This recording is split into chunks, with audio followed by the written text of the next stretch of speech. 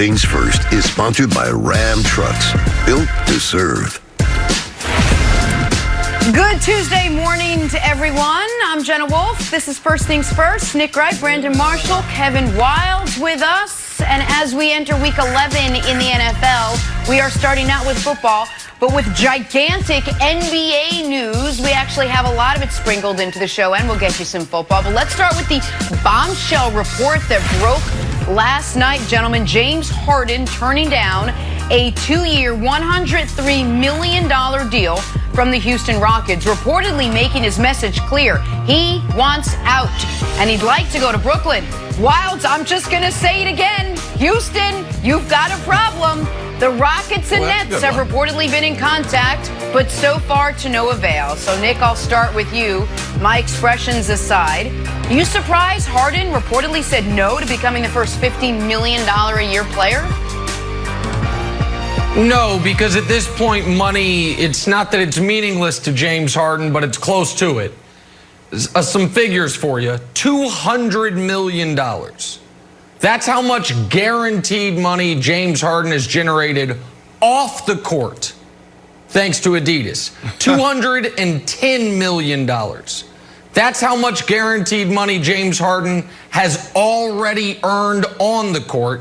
And $140 million, that's how much guaranteed money James Harden has left on his current contract. Add all those figures up and you get well over $500 million. So no, agreeing to pick up his player option and then tack 2 more years on the back end of a deal for a team that is no longer stewarded by Daryl Morey, I'm not surprised it's not attractive to him. Brandon, the only thing left for James is a championship.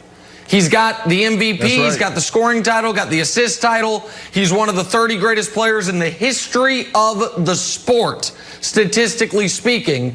But he is not talked about like that because he's been to 1 finals and it was as a 6th man.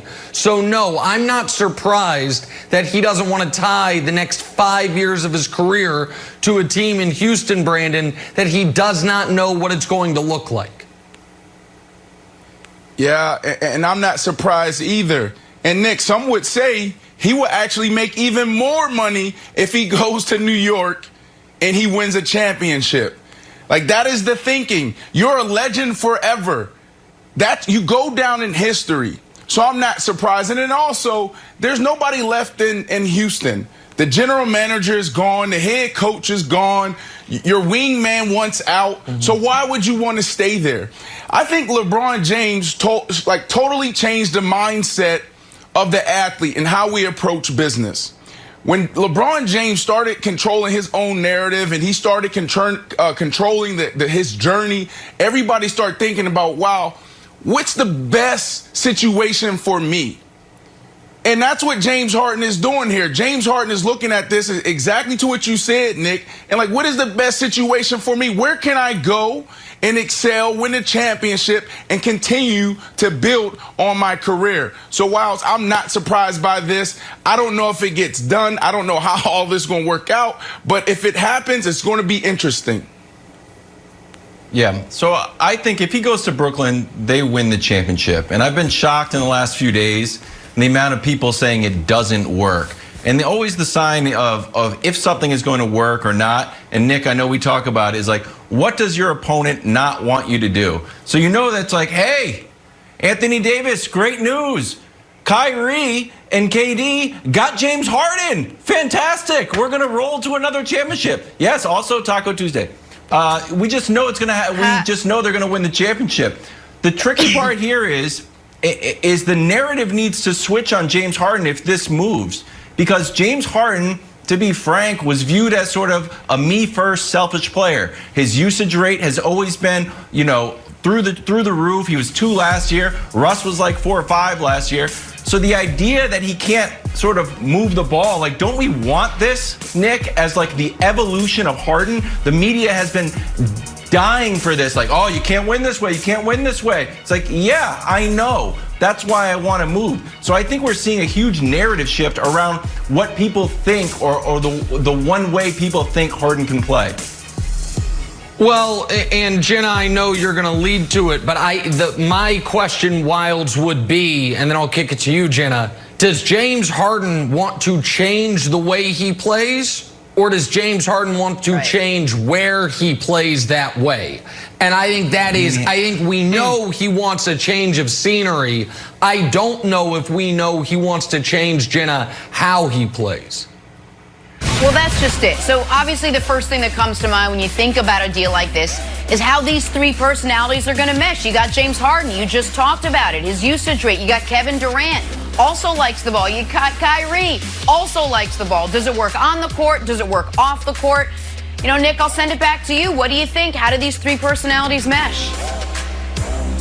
Well, the personalities is a very tough one to answer because KD is a unique guy unto himself. Kyrie Irving is the definition of, call it mercurial, to be nice. And Harden is a guy who really has not, he's been actually somewhat close guarded into who he is off the court with the media. I think basketball-wise, Brandon, KD and Harden would work great. Because Durant, one thing he proved in Golden State is the big playoff moments aren't too much for him. He's not afraid of them, and that is where Harden has struggled. I do not see at all how Kyrie Irving fits into this, Brandon, and my guess would be if this does happen and they don't win the title, that Kevin Wildes was so gracious to just hand them as if LeBron James has retired from the league. I mean, it was very nice what Kevin Wildes just did. I think Kyrie Irving, who was supposedly going to be Kevin Durant's wingman, Kyrie Irving would be the one in trade discussions a year from now if this got done and it didn't end in a championship. Yeah, but Nick, I think it's less about their personalities and more about them on the court and how they ball. When you think about it, and Kevin, you talked about the usage rate and what, is Harden willing to change? Well, at the end of the day, these players are smart. They're some of the smartest, basketball players on the planet. It's not just all physical. So you got to think that they're sitting back having these conversations about how do we sacrifice? And that is the question. Are we willing to sacrifice? Before any of this happens, those three guys have to come together and have that conversation. Now, sometimes you got to save the player from himself because they all think that they can get it done.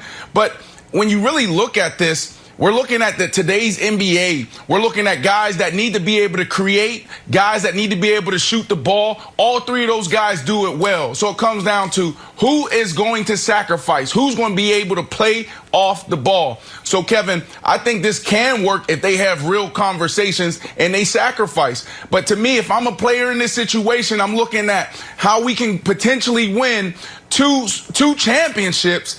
That's going to force me to look myself in the mirror and say, you know what? Maybe I'm willing to sacrifice some numbers. Maybe I'm willing to sacrifice a couple dollars to get it done. All right, Wildes, I want to get your take on this. Let's play a little drawing a blank. In the midst of all the craziness last night, Harden posted this video to his Instagram story, uncapping his bottle of water. So many different ways to interpret this. Wildes, Harden's Instagram video is blank. Great.